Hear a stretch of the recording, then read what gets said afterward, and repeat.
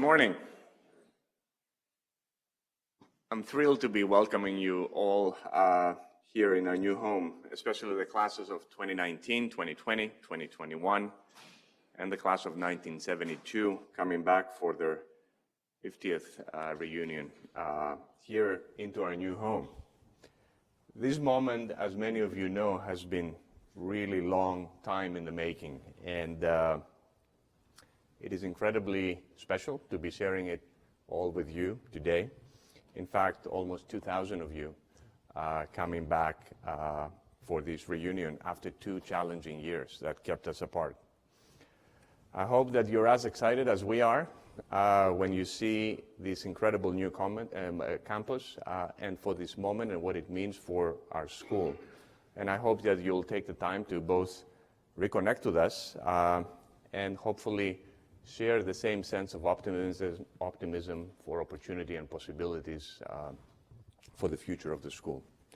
Our new campus, David Geffen Hall, where we are right now, Henry R. Kravis Hall, where we're looking in the back, totals 492,000 square feet. That's more than twice the space that we used to have in Uris Hall and Warren Halls that you all know. We have increased our classroom capacity by 40%. We have introduced about 130 spaces where people can come together, students, alumni, staff, faculty, to collaborate, innovate, work together. When you start to walk around the buildings, you'll understand that I'm not quoting a percent increase vis-a-vis Uris Hall, because you'll understand it's just not worth making that comparison. But you will see how different the space is. The inspired architecture that we have from Diller, Scofidio, and Renfro brings light, as you can tell. It promotes movement. It introduces new capabilities for experiential learning, and it really encourages interactions, both intentional and serendipitous. The buildings offer truly new ways for us to connect to the school, within the school, to connect to the Columbia University ecosystem that is sort of building itself around us, connect to the businesses from startup disruptors to really global leading institutions, and really embed ourselves and connect with a vibrant, diverse, entrepreneurial community of West Harlem, which is where we are. The buildings reflect our leadership and vision for the future. They're open, they're modern, connected, networked, collaborative and creative, and a real amazing lifelong home for all of us to come back, and for the business school community and for the business world. And it is also a future with a very dynamic and adaptive curriculum, one that truly anticipates and evolves with the future of business. An interdisciplinary and global approach to education and thought leadership, one that brings together incredible researchers with incredible business leaders, both inside and outside the classrooms, creating synergies in our work. And a future with our focus on innovation and entrepreneurship, on technology and the digital future, the future of finance, climate change, and the interface between business and society. All areas of intense work that are really shaping the future of the world. This weekend you will hear from faculty and alumni about all of these areas and what we're doing and some of our innovations. You'll have the chance to reconnect with friends. You'll be able to truly experience the campus. And to all of you, our alums, a truly special and essential part of the Columbia Business School community, you will hopefully return to our new home and experience what we now see for the last 3 months every day we come in to work.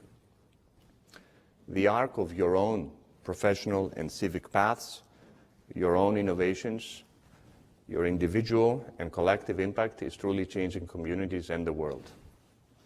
And your engagement with the alumni network and with the school supports fellow alums, but in addition to that, positively influences student lives, education, and their career choices.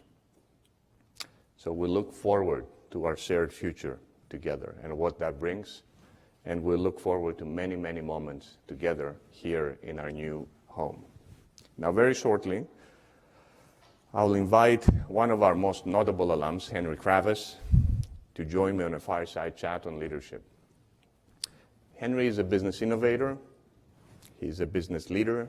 He's a civic leader that supports societal causes and communities, education and research, the health sciences, the arts. For us, as you all know, he's a partner extraordinaire. He, for decades now, through his ideas, his strategic vision, his philanthropic support, and his transformative effort over the past decade, has really shaped the present and future of the school, and in fact has shaped our ability to come to this incredible new campus. So please welcome Henry.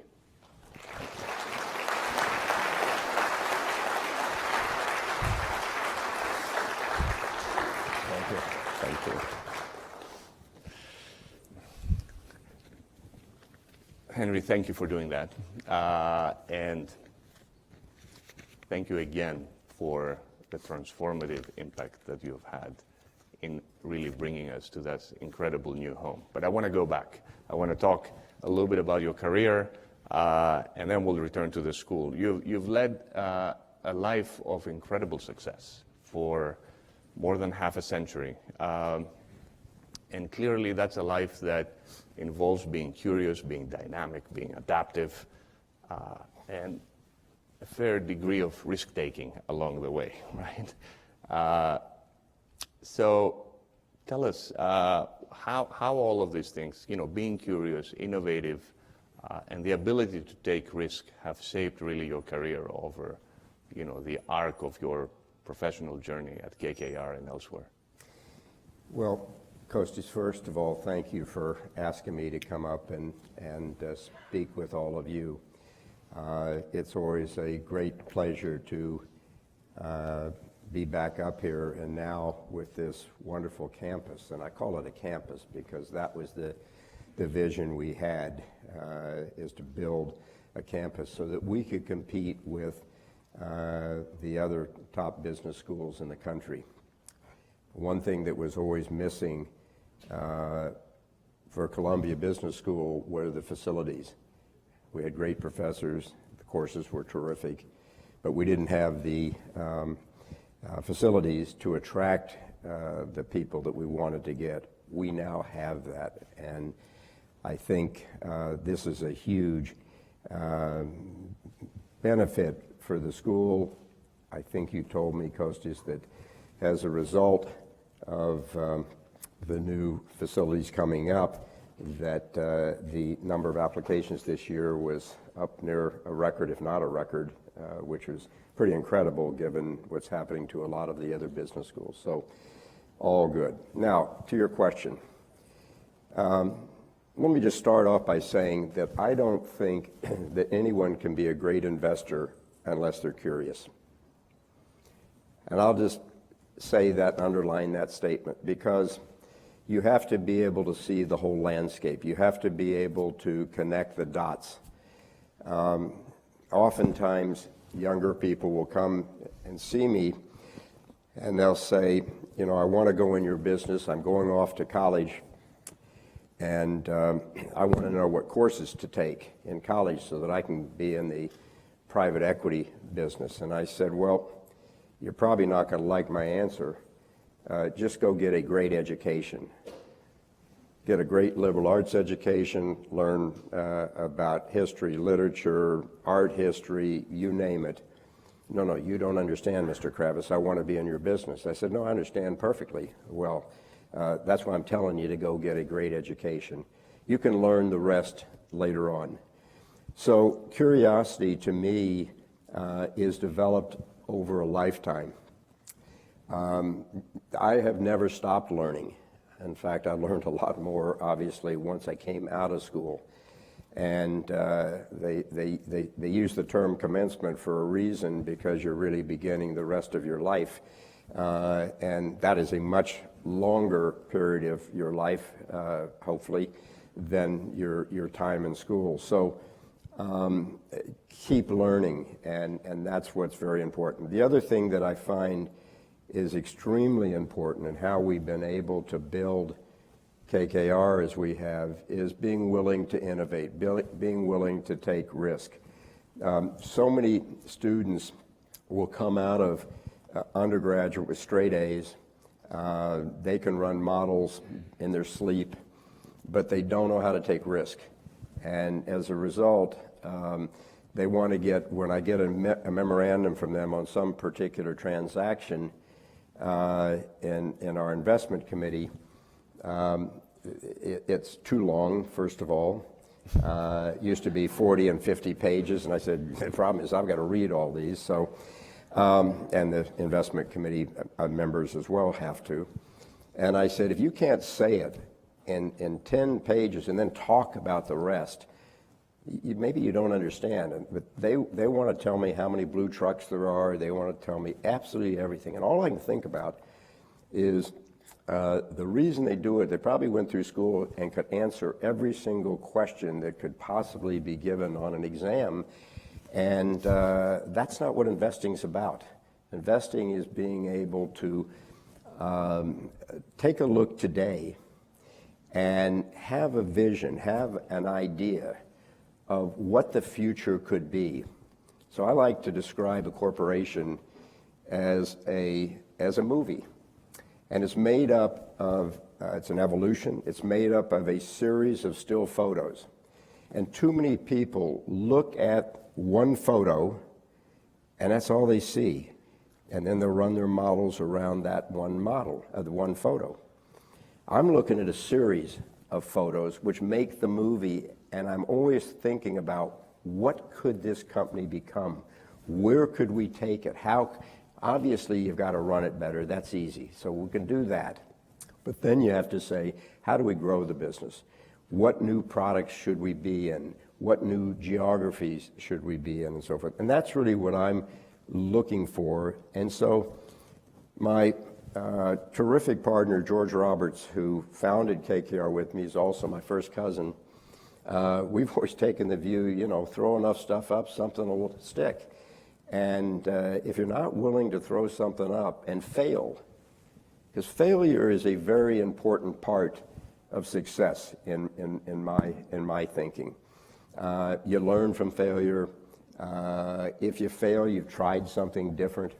And too many people are so worried, oh my God, if it doesn't work out, I'm finished. We live in a wonderful country here. You get a second chance, a third chance, and so on. And I can't tell you how many mistakes I've made. I made plenty of mistakes over my career, but you keep going. So I would say innovation is critical, curiosity is critical in order to build. Now, there's a piece of KKR that I would say is the DNA of our firm. And that DNA is culture and values. I'm often asked by young entrepreneurs or starting a new company, if you could give me one piece of advice, what would it be? And I would say build a culture. I don't care what your culture is, but build it, speak about it, hire by it, and live by it. And if you do all of that, you're going to be able to keep your team together. Well, the second conversation that Jerry Kohlberg, George Roberts, and I had when we started KKR 45 years ago was what kind of culture did we want to have at the firm? And what we wanted to have was a culture of inclusion. We came from Bear Stearns, and in those days, 1976, and prior to that, Bear Stearns was very much an eat what you kill environment. So at the end of each year, you went in with your piece of paper, and I did this, I did that, and we wanted a we firm, not an I firm. And so, Ronald Reagan had a great saying that if you don't worry about who gets credit, you can go an awfully long way. And that's really the way we think at KKR. We set it up so that everyone at the firm, whether you're a partner at the firm or you're not a partner at the firm, whether you worked on a transaction or you didn't work on a transaction, you were able to participate in the profitability, the carried interest, the fee income from that particular transaction.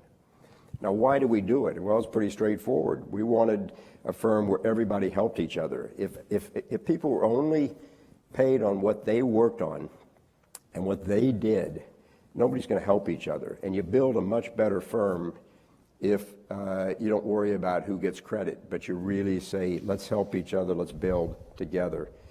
And I think I look back, and as far as KKR is concerned, without a doubt, that is the most important thing that we have done. And here we are 45 years later, we have exactly the same culture today that we had with 3 people, and today we've got about 1,750 people at KKR itself. We have about 900,000 employees in all our companies.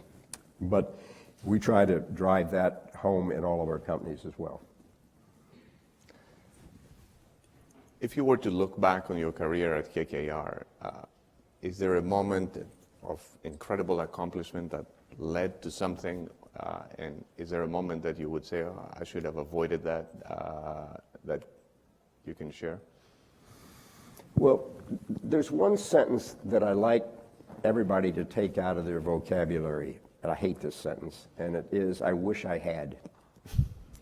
I wish I had spoken up when I didn't agree with somebody. I wish I had taken some risk and invested in that company, whatever it is. I wish I had. I live my life that way. You know, it's try to speak up when you think someone is wrong. You know, just have a discussion with them. And I've made lots of mistakes, as I said earlier, and people often ask me, so what is the one company you're most proud of? And I say, well, you can be surprised what I say. I'm going to tell you about a company that actually filed bankruptcy. It was one of our companies. It was called Jim Walter Corporation, or Walter Industries it became. And they had an asbestos subsidiary, and some smart lawyers down in Texas decided they'd sue the company, sue KKR to try to pierce the corporate veil. And we ended up fighting it through the courts. It cost us $330 million to pay out to the asbestos plaintiffs when they had no claim. We won in the lower court, we won in the appeals court, and we would have won in a Supreme Court. But the judge said, you'll never have finality. So we paid all that out. We only had $117 million of equity invested in the company, and I say only, you know, it's a lot of money, but compared to some other investments we made. And it'd been very easy just to hand the keys to the plaintiffs and to the bondholders and say, here, it's yours, we're gone. But that's not what we're all about. People give us money, and they expect us to give them their money back plus a profit. And so it took us about 14 years to finally get all the way through the courts to finalize this and to get all of our investors their money back and with a profit. And that to me, wasn't a great IRR, but more importantly, we did what we were supposed to do, and it's build that like and trust.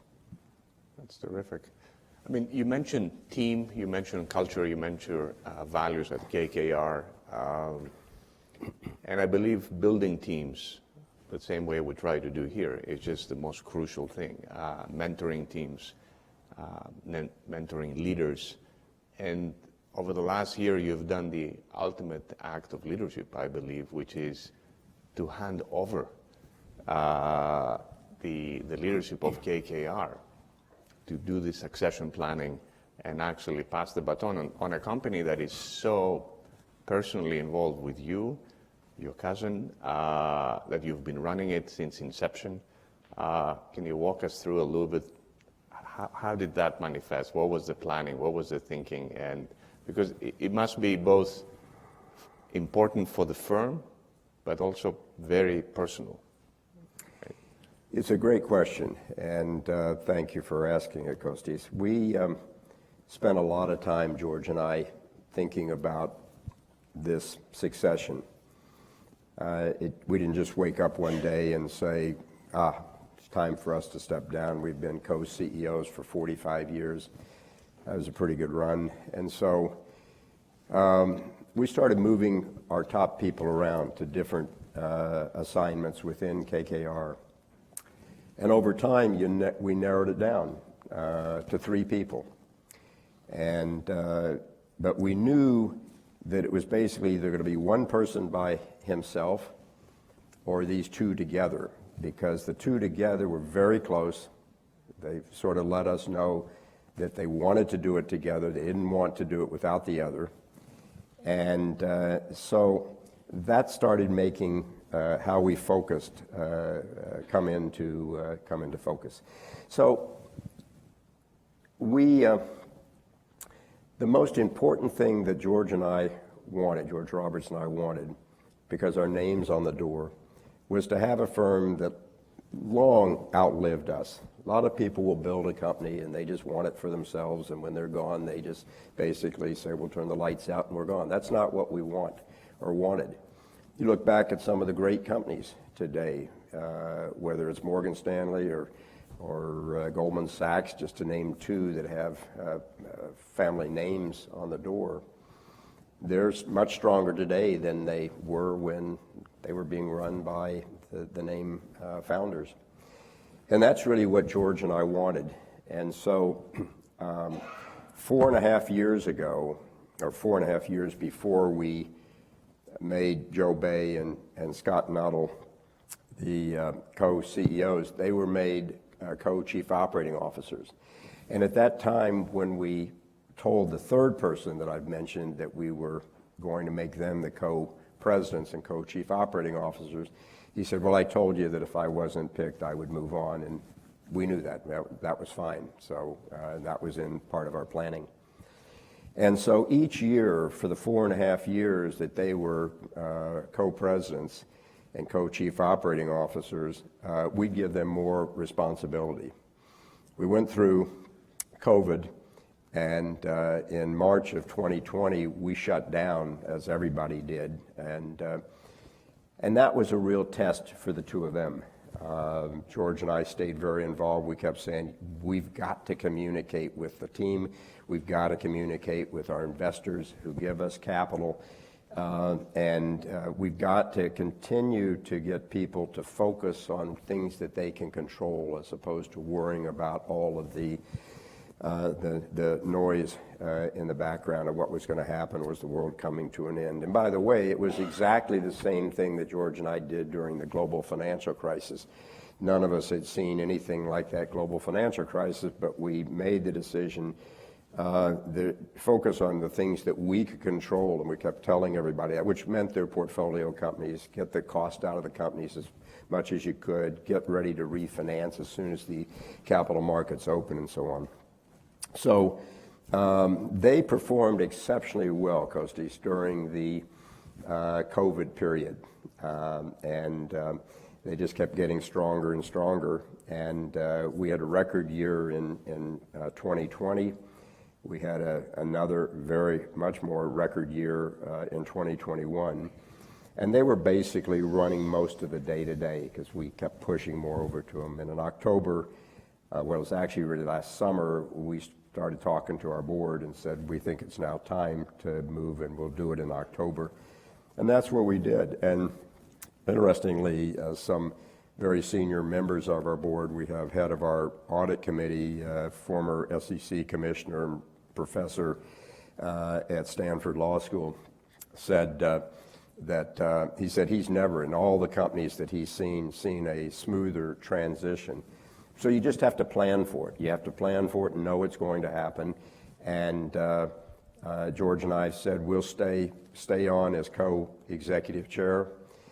We will stay involved because that's what Joe and Scott wanted us to do. Because we said if you want us to move on, we'll move on. It's your show now. And they said, don't even think about it. We want you to stay. We've agreed that we'll continue to hold the golden shares, which is the control shares for KKR, for 5 years. And the end of 2026, we'll relinquish those, and then it'll be a normal corporation. So you just have to plan those things, and you have to get your ego out of the way. I remember when we first started thinking about it, George and I, we were worried about, what are we going to do? What are we going to do? Well, so I started getting all these notes from people, very nice, congratulations on your quote-unquote retirement. And I didn't know what the word meant. So I said, let me just explain something to you. So I, quote unquote, retired. I had a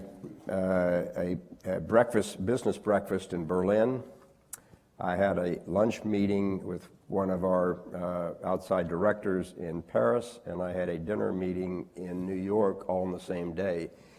I said, if that's retirement, I guess I'm retired. So, you know, I don't know how to retire. And so what I've done now is I've actually moved into an area that I've been doing for a long time, but I just now seem to have a little more time to do more of it, and that's focus on venture capital. Because we don't do it as a firm, so there's not a conflict there. So I'm doing more of that. Let me ask you on that, and let me ask you, we talk about technology, we talk about climate change. Are these affecting KKR investments right now? Is that an area that you see more activity in your own portfolio companies?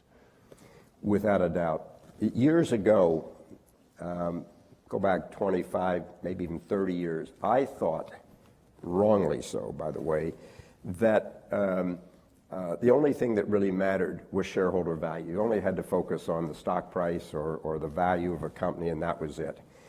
And I didn't really think that much about macro issues. I didn't really think that much about ESG. In fact, I couldn't spell ESG then. And I've changed 100%.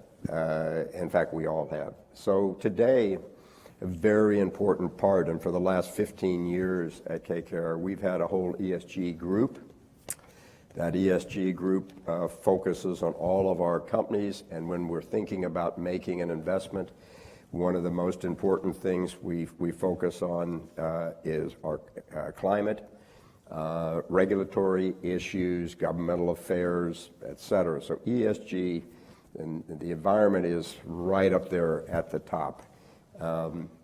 You can't make good investments today. You can't have a good company today unless the top management, in my view, is focused on ESG issues, put them right at the top of their agenda, technology right at the top of their agenda, and also focus on the macro side. What is the economy going to do to affect a particular company? And then you've got to focus on regulatory issues. Today, regulatory issues play such an important part.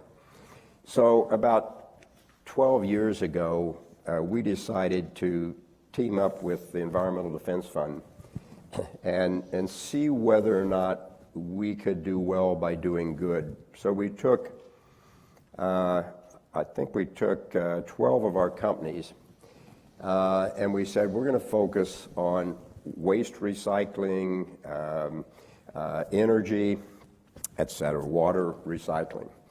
And we were able to save in those 12 companies $1.6 billion over a 2-year period.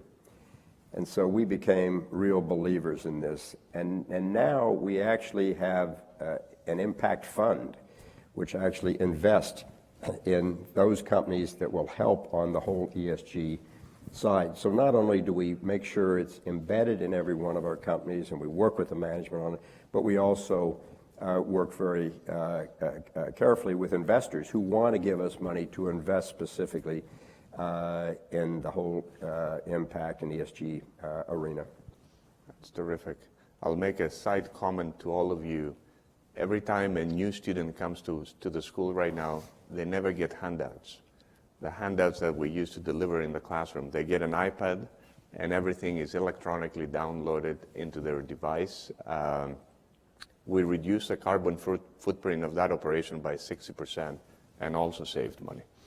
See, and if you just focus on it, it's simple things. What route does a truck take? How do you pack the truck so that it's efficient, et cetera? Do you put carbon capture devices on trucks for emissions and so on? You just think about that now and you do it. We're going to run out of time, and I want to hit two more comments. One is global. The global environment is both what's happening right now in Ukraine with Russia, but also U.S.-China. What are your thoughts on that? In particular, globalization has changed the economy, and obviously KKR invests globally. for some time now. But what are your thoughts about that, the future of globalization, and perhaps what are your thoughts about U.S.-China in particular? Well, it's a huge question, and probably takes much more time than we have. But the one thing that I think you're going to see more and more companies focused on are their supply chains. We learned a lot about that during COVID. It really didn't have so much to do with Ukraine, Russia. That's a more recent event. And so multinational companies, our own companies, are now focused much more on supply chains, which used to be only on just in time. And today, our focus is, yes, just in time, but more importantly, just in case. And so we're setting up supply chains that can survive no matter what happens. You're going to see more supply chain being mobile, coming more closely aligned with either services or manufacturing facilities. So that's number one. As far as China is concerned, we still are a very big believer in investing in China. We've got quite a few investments there today. We're in the process of possibly doing a big investment with a Chinese financial institution. Just think about this. They have 12 times the millennials that we have in the U.S., and you can't ignore them. They're not going away. Are we going to go kill each other? Probably not, but we're going to compete with each other, and there's no question about it. I think that will be here. But there are many areas that we're going to have to get along with each other, and we will get along with each other, I think. And I just wish more congressmen and senators from the U.S. Would go see China, spend time there. You know, they're making a lot of policy, or trying to make a lot of policy, without really understanding the country at all. And that, to me, is a problem. But China's going to be here to stay. We're going to be here to stay. They'll be a bigger economy than the U.S. at some point. We can't ignore them. They can't ignore us. But will we become less focused on globalization? Sure, we will. But globalization, in my view, will not go away. It'll just be bring more back home, focus more. But you cannot, I don't care who's leading any country, you can't just focus on putting up barriers around your country and just stop trading with the rest of the world. You can, but you're going to kill your growth. I totally agree with that. I think we need to open it up for some audience questions. So,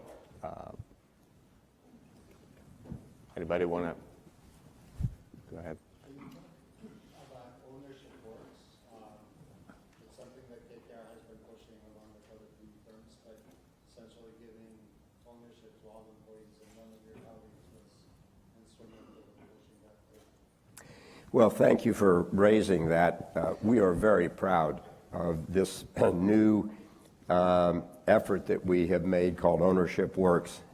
We've been doing this in a number of our companies for a long time, and that is making sure that people that work in the factories, people who are truck drivers, people who are not in the executive ranks or even the mid-level ranks, have a chance to be an owner in their company and have a chance to participate just like the top executives in a company will participate in how well the company does. We've seen the effects of that, and it's huge. If people think like an owner, you're going to act like an owner. You're going to think of new areas where you can improve the operation. If you're just the renter of the corporate asset, you don't really care. I like to equate it a little bit to a rent-a-car. If you have a rent-a-car and you put a little scratch in it, you know, it's not great, but it's not a killer. Whereas if it's your own car, you're going to be pretty upset about it, and you're going to really make sure your car is washed and cleaned and so forth. Well, companies run the same way. And so what we did, we went to quite a few other alternative investment firms and said, would you join us? This isn't about KKR. This is about what's right for American workers. What's right to try to close the opportunity gap between those that have the money, and you see that those CEO numbers are just increasing exponentially from the rest of the management, and that's not necessarily right. You've got to bring everybody on. You've got to give people that opportunity, and by letting them become owners, or even if you don't let them become owners, but you say to them, fine, we are just selling our company, and we're going to take X percent of the sales price out, and we're giving it to each one of you who have helped make this company what it is. That's really what it's all about.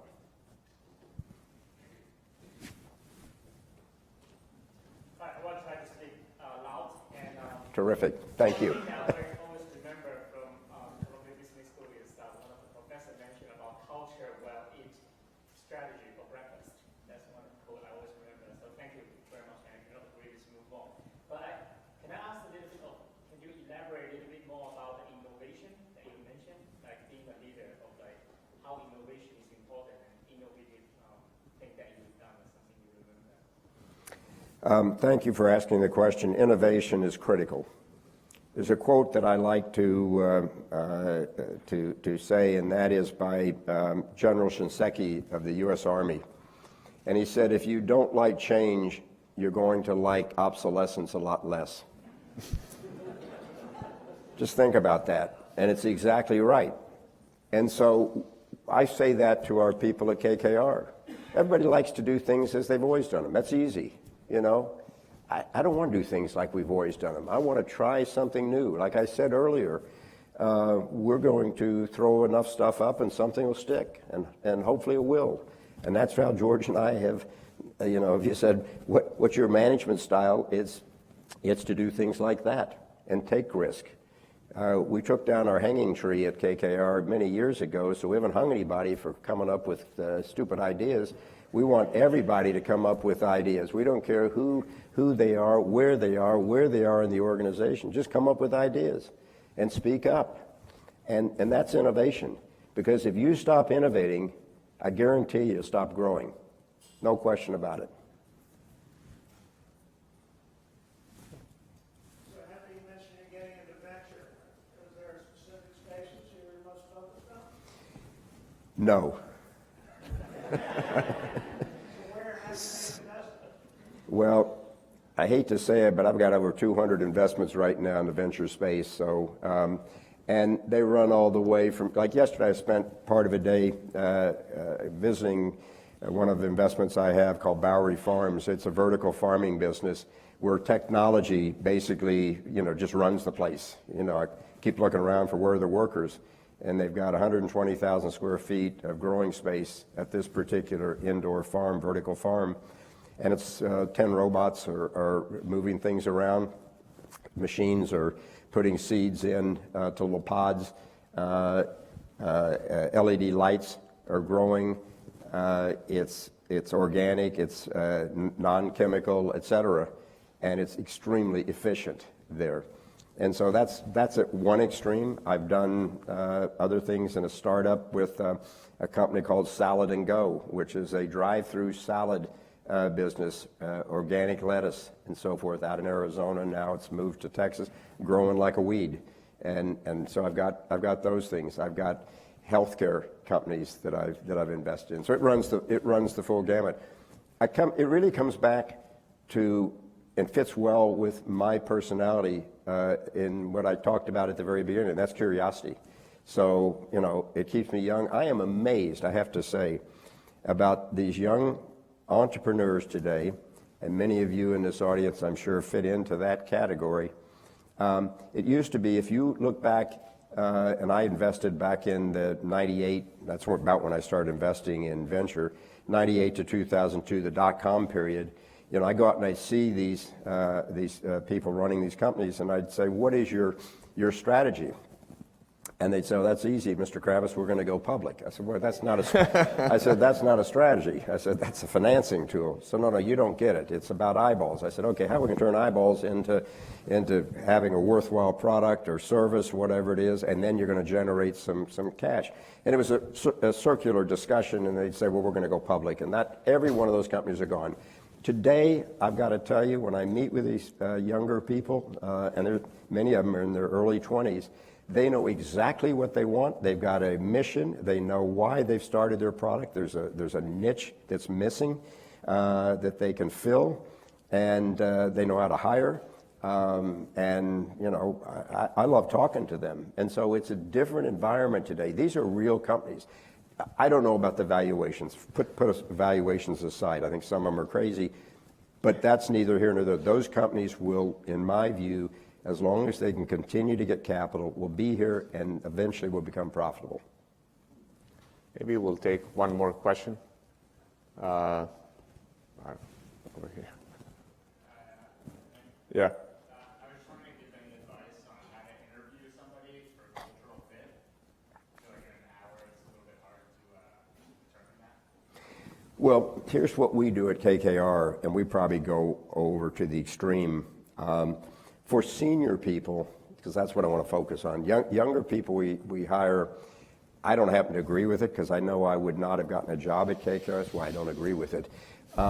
They give you a test, and I probably would have failed the test, not been able to complete the model in time and so forth. That's fine, but I don't think that's what you need in a person. So more senior people, we will, they'll meet anywhere from 10 to 20, we've gone as many as 25 people that they'll interview. And then we'll talk to them about, we want to know, what have they done? And if they talk about, I did this, I did that, they're probably not the right people for us. Because none of us do it ourselves. We do it with a team. I want to hear them talk about their team. If I'm interviewing for a CEO job at one of our companies, I want to hear the person talk about their team. I want to hear about the mistakes that they've made, because that's critical. Did they learn anything from it? Have they really gone through some tough times? And then what we'll do, we'll go through that of, as I say, 10 to 25 people. And part of that, at the end, or near the end, we will take them out for dinner. And we'll often ask them to please come with their partner. And we're seeing, how do they treat the waiter or waitress? How do they treat the people that they're with at the table? And because that's really important. I'll tell you, we'll just end on one very interesting story. A friend of mine founded a company, built it into a really terrific company, and it was time for him to find a new CEO. And he took this candidate who was going to get the job. He basically was it. Took him to play golf, and he had a friend of his with him, and he said to his friend, he said, see where, how this fellow is marking his golf ball on the green. Because typically, I don't know if you're golfers, but typically you put a coin behind the ball and pick the ball up, clean it, and then put the ball back where it was. This guy would put the marker in front of the ball, not behind the ball, but in front of the ball, and then when he'd remark it, he'd put the ball in front of the marker. So he got about that much of an advantage. Well, if somebody's going to do that, you want them running your company? Of course you don't. So you want to find things like that, not in that hour, that are going to work, but more, how is this person going to fit in? Will they fit into our culture? And if they won't, I don't care. We push people out of the firm, made us a lot of money, but could not live by our culture and our values. And we're not going to destroy the firm over any one person. I don't care how much money they make for us. All right. Thank you very, very much. Thank you all for coming. Thank you. Thank you. Thank you.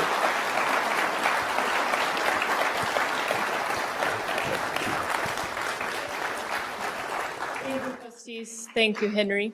My name is Star Sawyer, and on behalf of CBS, we want to welcome you back to Alumni Reunion, so thank you for joining us. We have about 15 minutes before our next session with Professor Daniel Guetta, which will be right back in here. I'm being asked to remind you to please fill in and take all the seats in here so we can fit as many people in here as possible. So enjoy the next 15 minutes, take a walk around, have a break, and we'll see you soon. Thanks.